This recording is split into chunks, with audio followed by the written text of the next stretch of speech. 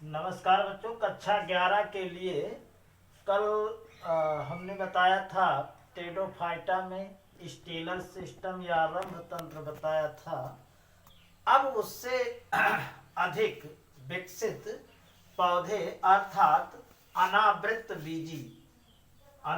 बीजी पौधों के बारे में बात करेंगे, अर्थात जिम्नोस्पर्म के बारे में बात करेंगे। तो जिम्नोस्पर्म अगर बात करें तो जिम्नो यानी जिम्नास मतलब होता है नेकेड,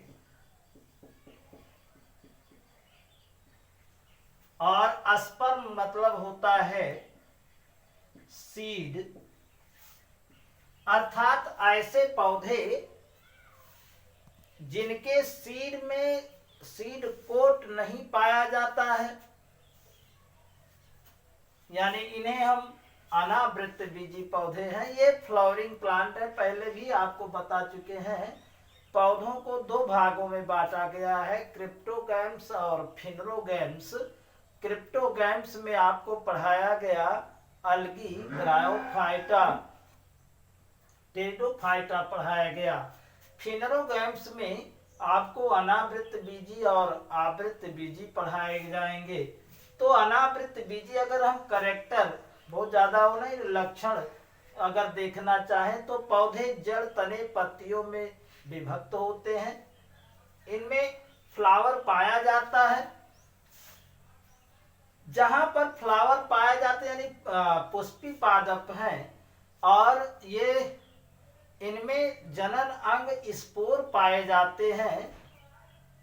स्पोर स्पोरेंजियम में पाए जाते हैं, और स्पोरेंजियम विशेष प्रकार की पत्तियों के झुंड में पाया जाता है, जिसे हम स्पोरोफिल या बीजाणुपर्ण कहते हैं। बीजाणुपर्ण दो प्रकार के हो सकते हैं, एक तो मेगा स्पोरोफिल, दूसरा माइक्रो स्पोरोफिल, अर्थात लघु बीजाणुपर्ण और मादा बीजाणुपर्ण। लघु बीजाणुपर्ण में लघु बीजाणु जन्म लेते हैं या लघु बीजाणुधानी पाई जाती है, और गुर यानी मेगा स्पोरोफिल या दीर्घ बीजाणु या गुर बीजाणु में गुर बीजाणुधानी पाई जाती है। गुर बीजाणुधानी में नर युग्मक यानी नर बीजाणु और मादा युग्मक यानी लघु बीजाणुधानी इस प्रकार से पाए जाते हैं। तो और दूसरी बात है, इनकी अगर आंतरिक संरचना देखें तो आंतरिक संरचना में वेल डेवलप्ड वैस्कुलर बंडल पाया जाता है। इन्हें हम पोरस नॉन पोरस प्लांट कहते हैं। नॉन पोरस पोरस प्लांट कहते हैं, अर्थात इनके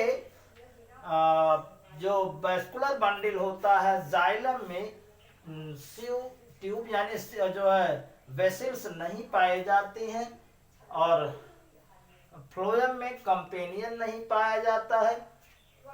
अगर हम जड़ों की बात करें तो जड़ें दो प्रकार की होती हैं। एक तो पाइनस में जो पाया जाता है, विशेष प्रकार की जड़ें पाई जाती हैं, जिसे हम एपोजियोट्रॉपिक रूट कहते हैं। इनमें साइनोबैक्टीरिया का एसोसिएशन सहजीविता पाई जाती है। साइकस इसका पौधा है। साइकस में कोरेलाइड रूट पाए जाते हैं, जिसमें फंगस पाया जाता है एसोसिएशन के रूप में। तो इस तरह से अगर हम बात करें आंतरिक संरचना की, तो आंतरिक संरचना एंजियोस्पर्म के समान ही होता है, परंतु क्या है कि इसमें विशेष रूप से जो जनन अंग है वो स्पोरोफिल अर्थात पत्तियों पर पाए जाते हैं। दो प्रकार की पत्तियां होती हैं, जिसे हम मेगा और माइक्रो स्पोरोफिल कहते हैं। अल्टरनेशन ऑफ जनरेशन पूर्ण रूप से पाया जाता है। इन पौधों को दो भागों में बांटा गया है। अगर हम जिम्नोस्पर्म की बात करें तो एक तो बांटा गया है साइकेडोफाइटा,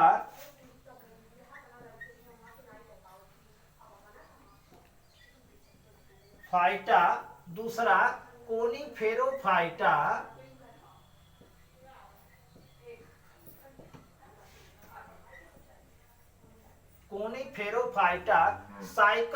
साइकेडोफाइटा का उदाहरण है साइकस। इसे हम जीवित जीवाश्म कहते हैं। अगर विद्यालय के हैं तो अपने विद्यालय में पौधा लगा हुआ है साइकस का। और कोनिफेरोफाइटा में कोनिफर आते हैं, अर्थात इक्विसिटम नहीं,